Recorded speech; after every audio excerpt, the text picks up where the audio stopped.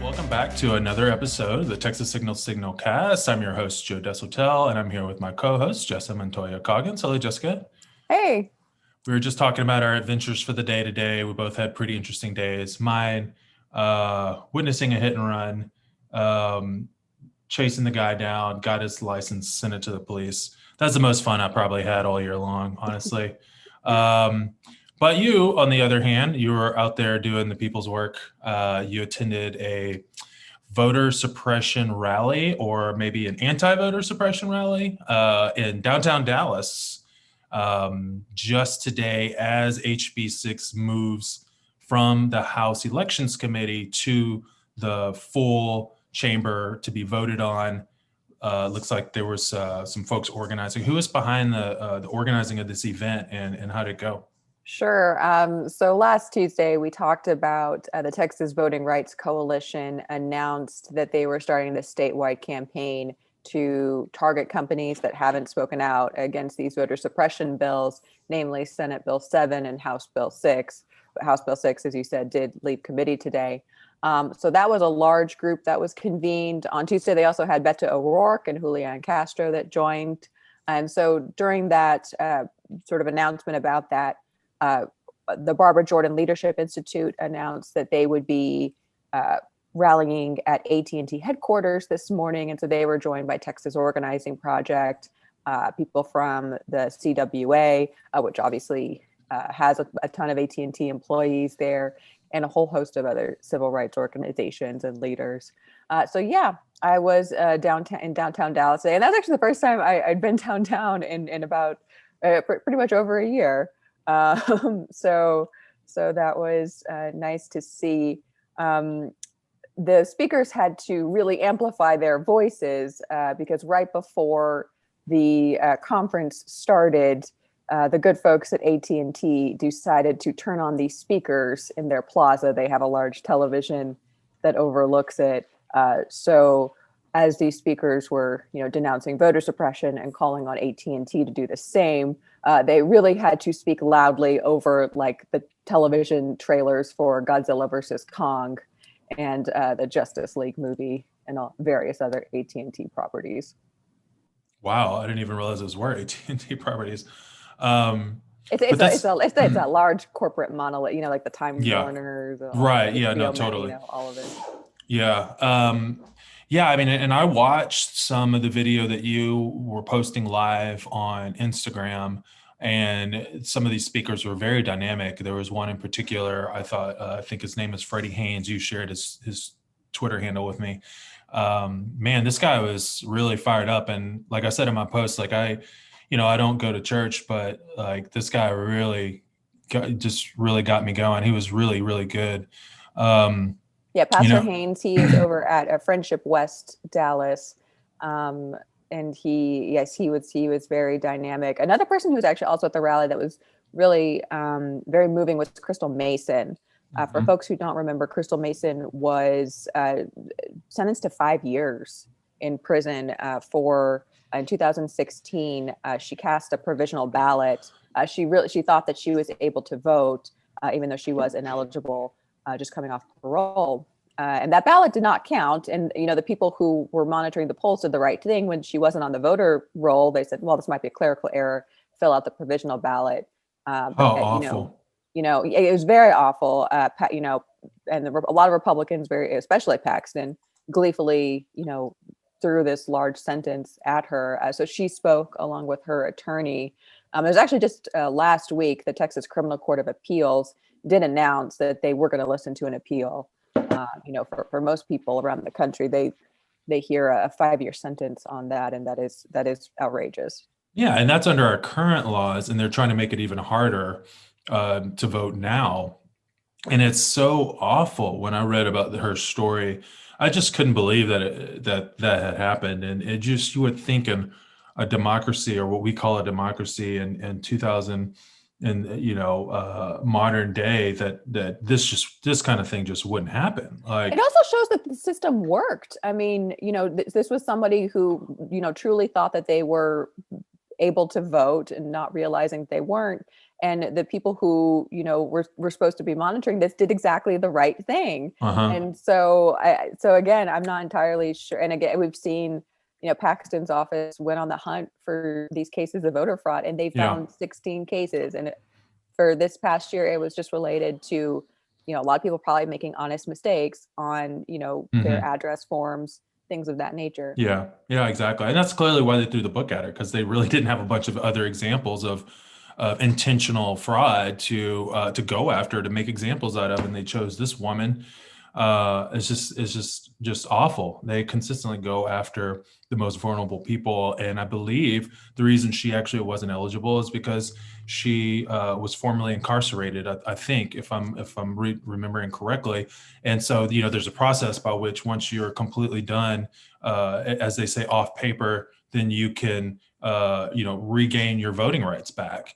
And sounds like that's what she was trying to do, and really be a good citizen. This is what we want people to do after they go through their incarceration, they integrate back into society. We want them to be a part of the system in a positive way and get involved in their community. Here's somebody doing exactly that, and she paid the price, a horrible price for it. And I don't really know what retribution she could possibly get, but I hope there's something, if nothing else, that her story is told wide, and we expose what they're trying to do right now.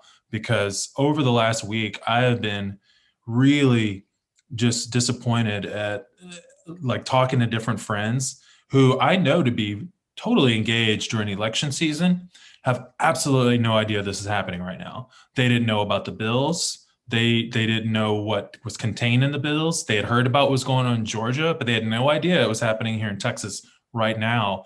And that alarmed me. And I just don't know what we can do. And so these types of events, I think, are great, because they're calling out people who have the largest platforms. And as you mentioned, they have a lot of properties, but they have an ability to reach people like almost no one else. I mean, I have AT&T service on my phone. If they were interested in sending us any kind of information to alert us about this, they could. They certainly last year had no problem saying Black Lives Matter, and saying, oh, when it comes to looking good from a corporate perspective, from a brand perspective, they're all about Black Lives Matter and social justice. But to me, this is where the rubber meets the road, right? And that was one of the things that Pastor Haynes said that really, like, I've been trying to, like, come up with the right phrasing for this, but he said it really well, and I can't quote him exactly, but just the idea of saying Black Lives Matter with one hand, but then using the other hand to fill the coffers of people who are taking our right to vote away. Yeah. And I think that's exactly the right message, because brands love to, like, pat themselves on the back when they can say Black Lives Matter, or post an image that's just a black screen for that day that everybody did that. And Oh, at AT&T, they have at the plaza, they have this whole it's a very neat setup that they have, where they had photos of Black artists, Black newscasters, and saying, like, these voices matter. And so you're right, it is just so hypocritical that you celebrate these people that are a part of your company, yet your company itself can't stand with the community as a whole and denounce this. So no, yeah, and Pastor Haynes was very much, he actually went back to, he said that he had seen an AT&T commercial last night, and their slogan is, it's not complicated. And he kept reiterating that, like, it's really not complicated. You just have to denounce this. This is a part of, your civic engagement, and what you sort of strive to say that you want to be a part of the community. Well, now here's your chance. yeah, I mean, and there are companies that are out there that are actually doing some of this, and I think Dell is one of them, I believe. Yeah, and American Airlines, American they Airlines is a spoke big out one. against that, which prompted, obviously, Lieutenant Governor Dan Patrick to strike back. But Hmm. again, I'm not entirely sure why you want to alienate one of the largest companies in this state, but that's I mean, they're just so beside themselves. They've never had any challenge to their power. They've never had anybody stand up to them. And that's really where it comes from. And you could see how angry they are when, they aren't just like annoyed, or we expect the companies to do this, like they could do whatever they want. They are very upset, and they are beside themselves. They feel like, all we do is give you tax cuts and tell you to shut up. And here you are telling us what to do and trying to get involved with politics. If you had told me like a few years ago that it would be the Republican Party that would be boycotting Major League Baseball, I'm not sure I would have believed that. Yeah, and of course it doesn't stop there. Major League Baseball, their Delta Airlines, now American Airlines, I guess, Coca-Cola, I guess they've always got Spirit Airlines, I guess. Fitball. Yeah, yeah, that's right. I just, yeah, I mean, the list is growing every day, and it's so silly. Even I was nuts. I was just watching the Masters a few minutes ago, which is out of Georgia, and like their chairman even said something about the Georgia laws. Like if you had told me that would have ever happened, golf. like that was a little surprising. Yeah, I mean, and it really is, but we need it. We need all of it. We need so much more of it, especially because even these companies are obviously extremely engaged in what's happening from a policy perspective. But most Texans are not, and it's very evident they do not know what's going on. I don't think they would appreciate what was happening in their name, with their tax dollars and on their dime. We talk a lot about not just how bad this is, but they're not. So many other things are getting left out that they should be doing. The priorities are completely misplaced, and we've talked about this some. There's a lot of money being left on the table. I mean, the storm was just a month ago, maybe a little more now, but like, they really haven't solved this problem with the grid. The vaccinations, we still remain 45 out of 50 in terms of shots in arms. And this is what they're choosing to spend their time on. And it almost feels like this every session, where instead of doing the real work of governing, they try to run the clock out and push a handful of very controversial bills that soak up all the time and energy from everyone. And then we don't do things like Medicaid expansion. So we still have the highest number of uninsured children, one of the highest rates of uninsured population in the whole country. And that has number's probably gotten larger too since yeah, COVID-19. That's a really great point. And it weakens not only like individuals who don't have access to healthcare, but when a tragedy like this pandemic happens, it sets us just that much further behind. And that absolutely probably has everything to do with why we're 45th. Because our healthcare infrastructure is so weak. They've been closing rural hospitals. I mean, these are people that are supposed to be their voters, right? Mm-hmm. But they don't care. And so we're seeing this kind of thing over and over again. Apparently, the budget currently is being written right now. And there's about $38 billion worth of federal COVID-19 relief money that has not been written into the budget because they're afraid that it may, I don't know, go to local cities, which might actually use it to pay police officers. Who knows? EMS people, frontline workers. They just want to make sure before they accept money, $38 billion of Texas people's taxpayer money, that it doesn't go to anything that they might not approve of, or to someone or an entity or another jurisdiction that they don't approve of. So it's really awful on a number of levels what they're actually doing right now. There in other money, there's a lot of money for rent relief. There's a rental assistance program. Apparently 176,000 people have applied for it. Only 1,000 people have received a check. And this is after weeks of stories about this, that they've had time to fix it. And the original story was like, literally like 10 people, or a very small handful of people, had received this. And now we're at 1,000, but most likely only because it became a news story. And this is over and over, through and through, with the Texas Legislature and really the GOP party right now. So I think that we've got to just continue to do, I guess what we're doing now is just try to inform people of what's going on. So what was your sort of takeaway from the press conference today in terms of what they view as like next steps or what the average Texan can do. Did they talk about that? Yeah, I mean, this is sort of an ongoing campaign, and time is of the essence because House Bill 6 was voted out of committee.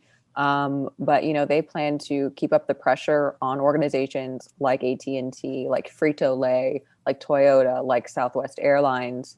And this was actually at the announcing this sort of campaign. This is what Beto O'Rourke really had to say is, as a customer, you have leverage against these companies. You can let Frito-Lay know that I know they have a multitude of products that, this is what I want you to do. Same with Southwest Airlines.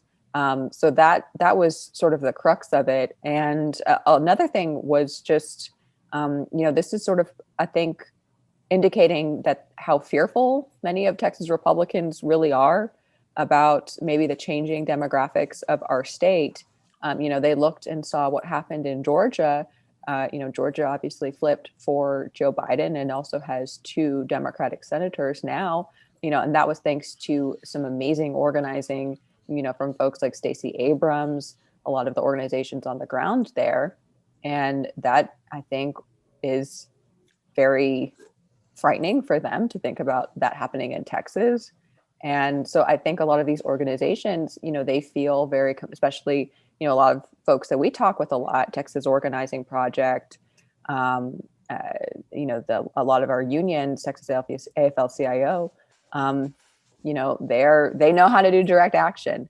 So this is something that I think that they plan to keep up, and just to let people know that you are not going to intimidate us. We know what you're doing. Yeah, I mean, and there's some silver lining to this a little bit from the Georgia experience and how we kind of parallel that, because if we'll remember, Stacey Abrams is a national figure now, but mainly because she ran for governor, and the people of Georgia ran into all these restrictions and clear voter suppression efforts.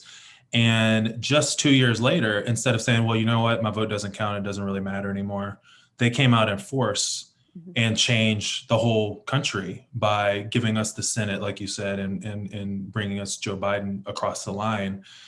So that's what we're going to have to do in Texas, and we're just going to have to double down. And I think it was Senator Boris Miles who essentially gave an impassioned speech on the Senate when they were pushing their bill, and said that is like, you don't realize what you're doing, but you're essentially waking a sleeping giant here, and we're going to just fight harder and work harder, and we're going to use this, to build our drive to fix this. And so really just trying to take that approach to it. And I think that's really the only approach we can take. But, Stacey Abrams was, the Speaker of the House, and how many speakers of the House can you name by name in any other state besides Texas? I forget our Speaker of the House, to be honest. Right. It's not a position that most people will pay attention to, but we all know who Stacey Abrams is. And I think that we are going to see that kind of a similar work and effort. But then again, look what happened. Georgia, they dealt with that situation. They came out with it in the best way possible. And what did the Republicans do? They doubled down on the voter suppression efforts, because they still have power now at the state level in Georgia, where a lot of these things are done. And so this fight just continues. And this is something we're going to have to keep doing, keep fighting. But I do think time is on our side, in the sense that I think the future and history is on our side. I just wish it moved a little faster, but here we are making some progress. And then we'll see what happens with the census, how many more congressional seats opportunities we have. But I know there's one in North Texas that you've been following, and there are Democrats there as well. But it is to replace a Republican, Ron Wright, and it looks like his wife right now may be the somewhat heir apparent to that seat. But you've been watching this. Yeah, we had a story that, and a lot of folks might have heard about it. One of the Republican candidates, and just to also let folks know, this is sort of what they call a jungle primary. So there's like 21 candidates that have filed. it's most likely the top two will go into a runoff unless some person does capture 50%, although that's probably unlikely with that many people running. But one of the Republicans running, her name is Sarai Kim. She is a former Trump administration official, and she made some real national headlines, actually, for some comments that she made, basically saying she did not want Chinese immigrants in our state. She blamed them for. It was a very, very xenophobic comment, and she also related to the coronavirus. So this sparked national headlines across the country. She was not defiant about that. In fact, she actually filed a $10 million defamation lawsuit against the Texas Tribune and reporter Patrick Spiddick. He had reported about that, and that also she lost the endorsements of two Korean American members of Congress. So she filed that lawsuit. So what was the defamation? I mean, she said it. I don't know if you know all the details of it, but I'm just curious. It's fine. When I was writing the story, I actually did go to my father, who's a lawyer, and was like, can you read this to make sure I'm not going to get sued by this crazy woman? Wow, that's a good point too. Yeah. That's right. So there's really no case. In fact, actually, there are probably some judges out there who, in addition to tossing the case, might actually ask her to, pay the fines for, the Tribune's attorneys, but we'll see. But yes, this race is coming up. So early voting, I think, starts in less than 2 weeks, and it is the May 1st special election.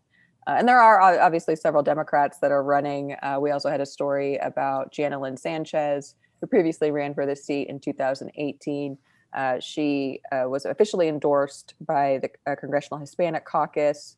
And she's also has ads on the air, a lot of help also from Nuestro PAC, that is a group run by Chuck Rocha, who was a senior strategist for Bernie Sanders.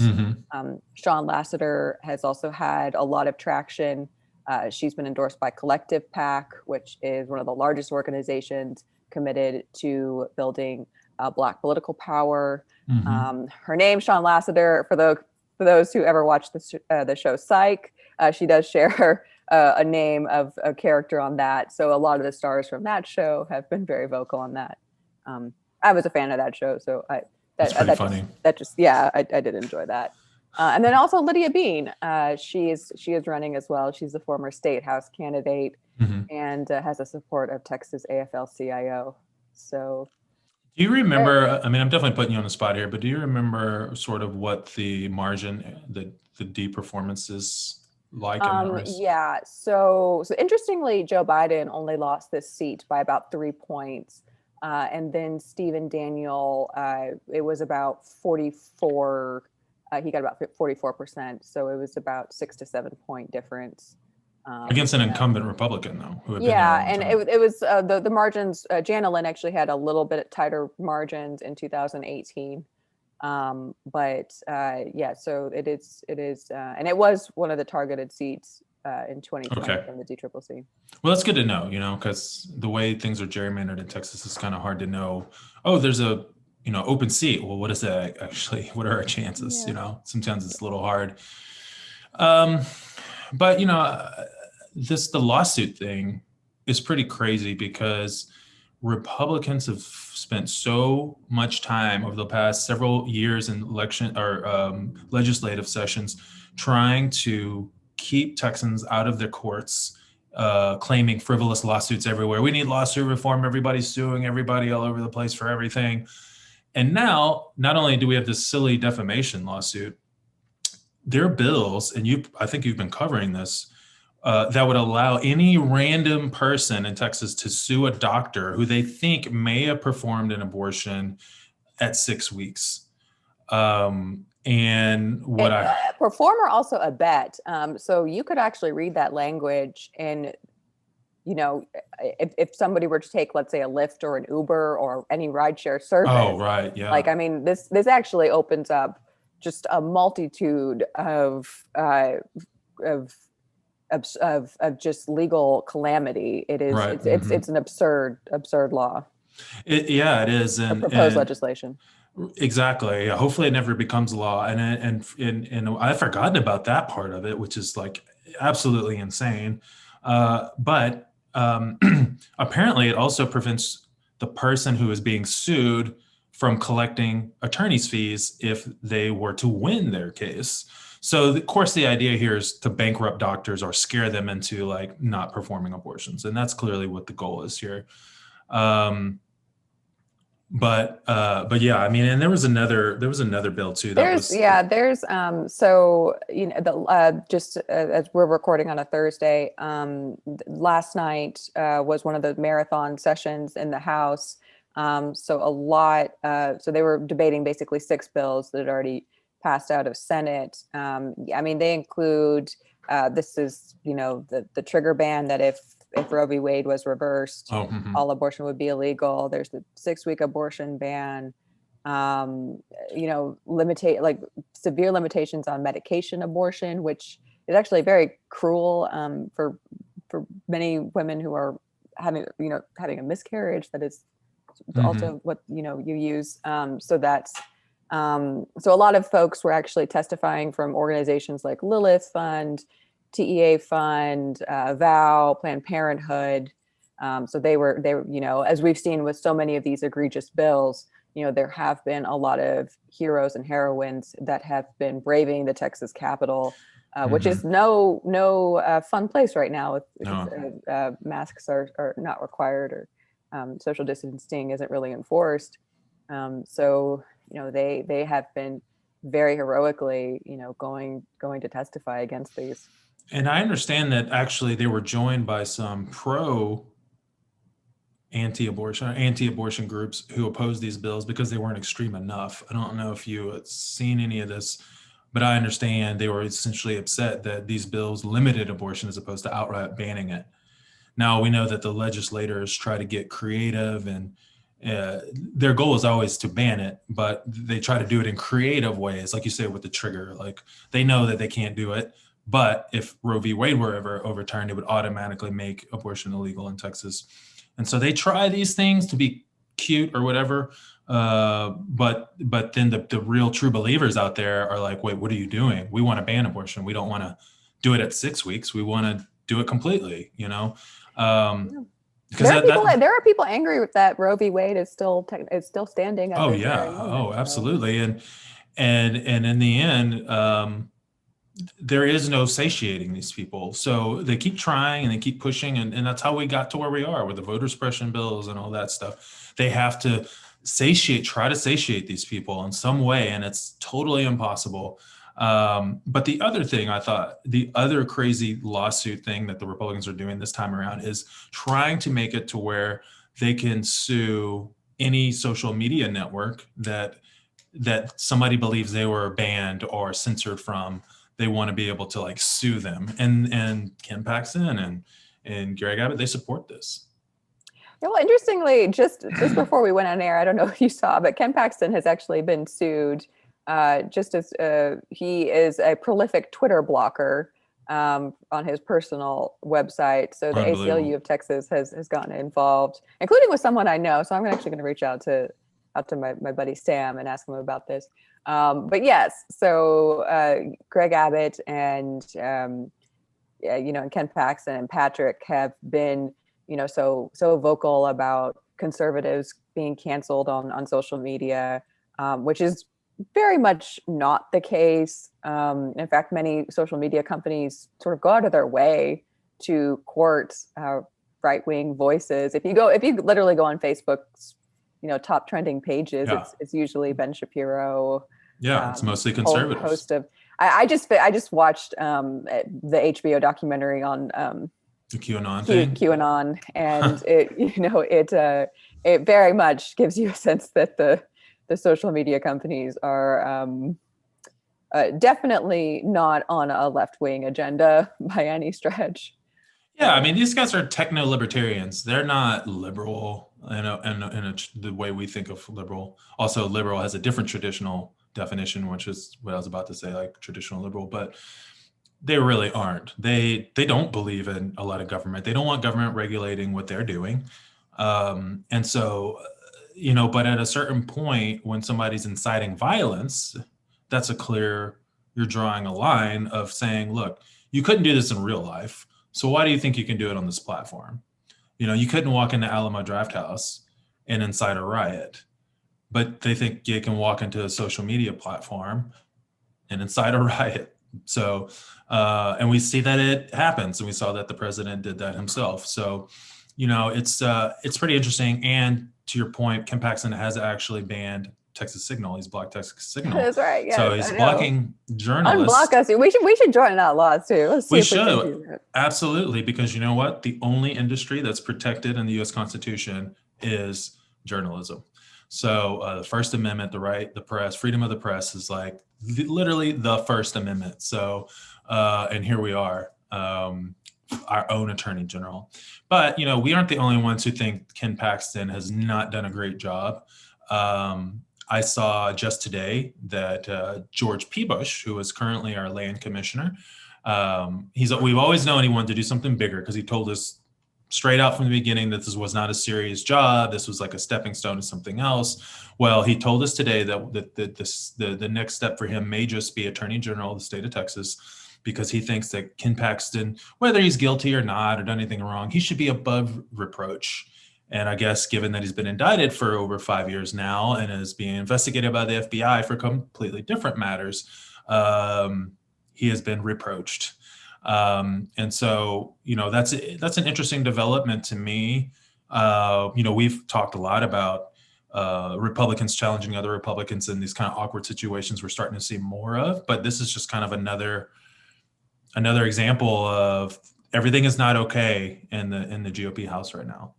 Yeah, I mean, I'd be interested to sort of be a fly on the wall with a lot of the Republican big donors on how they are feeling about this.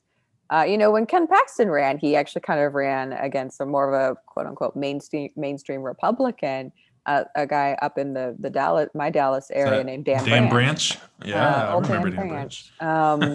And so, I think that there are these sort of, for lack of a better words, or like the country club Republican types who, I think they would actually welcome a George P. Bush running. Oh my goodness, they would just be able to cut Ken Paxton loose. They wouldn't have to deal with that anymore.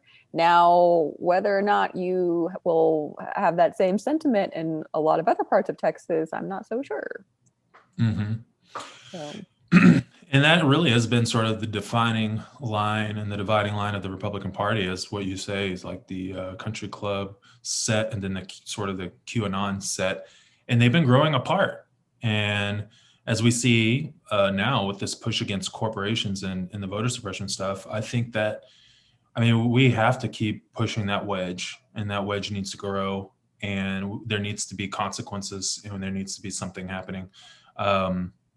Because it's just getting worse. But I don't know when the dam is going to break, but it just almost seems like it has an endless elasticity. It's just like more and more and more. The whole Lincoln Project thing, like that didn't really seem to move the needle that much, honestly. So I don't know what it is or what it's going to take. But hopefully we have some changes coming soon. Well, one thing we know that's not going to change, speaking of Dan Patrick, is marijuana will not be legal in Texas if Dan Patrick has anything to do with it. I think that's probably a great rallying point for Texas. I think that a lot of people in Texas do want that. The polls show that this is something that's changed over the last 10 years, that folks have been polling marijuana in Texas. The feelings have changed on it as it has across the whole country. You're seeing states around us making a buttload of money off of this. Just Oklahoma has, done this, and they people are becoming, millionaires off of this product. This is, our colleague Fern has written a lot about this. Fernando Ramirez over at Signal. And we've been following this, but for whatever reason, Patrick is, I know what reasons, but he is just so adamant against this, even though this is something that many chambers of commerce support. This is something that a lot of business leaders actually think can really sort of help revitalize our economy, you know, as we were coming out of this COVID-19 pandemic, hopefully. So it is just very, he's so obtuse about this. I can't quite just figure out where his fury comes at this. I think he's just an old school dude, and like, not to say that older people can't have more progressive mindsets or whatever, but you imagine what he was doing in the 60s. I can't really, I probably don't want to, but he just seems like someone who was always born. He's like, he was born 45 years old. Exactly, at 100%. Like, I definitely don't think that he was at rallies like, anti-war rallies or peace rallies or civil rights rallies. I just don't see him as that person. And a lot of people view, you gave the economic argument, which is great, and I think we have to, but there's the whole other argument of the criminal justice relief that people would see if we change the law here, and how much money will we save. And Republicans are obsessed with talking about tax cuts and things. We spend so much money, warehousing people in these jails over stupid stuff. We would save tons of money. I was talking with State Representative Jasmine Crockett. She's been filing a lot of bills sort of related to this. And she made this point that I never realized, that the way that they will criminalize these is based on weight. So like if you have gummies, I did not know this. So if you have gummies or a brownie, that whole weight will essentially go towards that. And so you are criminalized if you have something like that, which is a fairly innocuous substance. You are penalized more if you just had sort of a few grams of that. So like it's just completely. And you're right. These laws that we have are just, they're not fair. They are very much targeted towards communities of color. Oh yeah. Mm-hmm. And states all around us have been, passing laws that are trying to sort of rewrite these injustices. And it just feels very, and, we have all these people, moving to Texas, like Joe Rogan and Elon Musk, who are, sort of well-known potheads, techno-libertarians. Basically. Yeah, exactly. And they've moved to a state that's so hostile to this. Mm-hmm. Yeah. Right. But if you ask them why they moved here, they'll say freedom and low taxes. And it's like, is it though? Do you not feel taxed when your lights can't turn on and you end up freezing half to death? Does that not feel like a pretty rough tax for living in your city, in your state? Yeah. I feel taxed pretty hard from that still. This is, you're right. And at some point we just got to be able to separate the talent and natural resources that Texas has with the performance of our government. And for some reason, Republicans have done a really great job of just being cheerleaders for everything that isn't the government, and somehow having that mojo be put on them and say, oh, well, that's because we're in charge. Like, we have NASA here, and like they're, going to outer space, and we have this great medical facility in Houston and doing all this great research, and let's, pat us on the back, and they've done nothing. They can't even keep the lights on. So we've got to be able to like separate these things, the government, from literally everything else that is great about Texas. Yeah. And so that's on us a little bit, to do that, and then get people out to vote. And so I'll just caution Elon Musk. I was reading that he is interested, I guess, in developing some sort of Jurassic Park type place. So just make sure you're on a different electric grid with that thing. That's all I have to say. That's a really great point. Yeah. Maybe we should do it like on one of our little barrier islands that we have, just in case, right? They told us that in the first Jurassic Park. That's how they did it. Yeah, that is true. The Jurassic Park was on an island, so that didn't always help, but at least it kept it a little bit isolated. We just got to make sure they're not doing anything that can fly. So keep everything grounded and we'll be okay. But yeah, that's all I have. Is there anything else that you wanted to throw out there? I don't think so. Yeah. I now have like this vision of us like running from raptors that Elon Musk has like has like sent us. But It kind of reminds me of this, one of my favorite cartoons ever when I was a little kid was this, I think it only lasted 2 seasons, but it was called Dino Saucers. And so it was literally dinosaurs in space. Yeah, you're probably too young. that sounds like an amazing concept. I'm shocked. That I mean, sounds really cool. That's basically what I'm thinking of when I think of this. I think of Elon Musk now. I'm just going to think of like dinosaurs in space, like dinosaurs on Mars or something. But yeah, anyways, well, okay. Well, thanks. I think this is a good one. A lot going on. We're going to keep tracking these horrible voter suppression bills and these criminal justice bills and pretty much everything else that we think Texans should be keeping an eye and ear on, and we'll be following that. So we want to thank everybody for joining us for another episode of the Texas SignalCast. Want to thank our patrons out there who make this happen and sustain this program and the good journalism that we do to bring the progressive insights across Texas to you. And find us on Twitter at Texas Signal, Instagram, TikTok, and every other platform that you could possibly think of. We're pretty much there. Let us know if we're not. And until then, later, y'all. I'm going to go look up this dinosaurs in space thing. I don't know about y'all. Dinosaurs. There you go. Bye, y'all. Bye.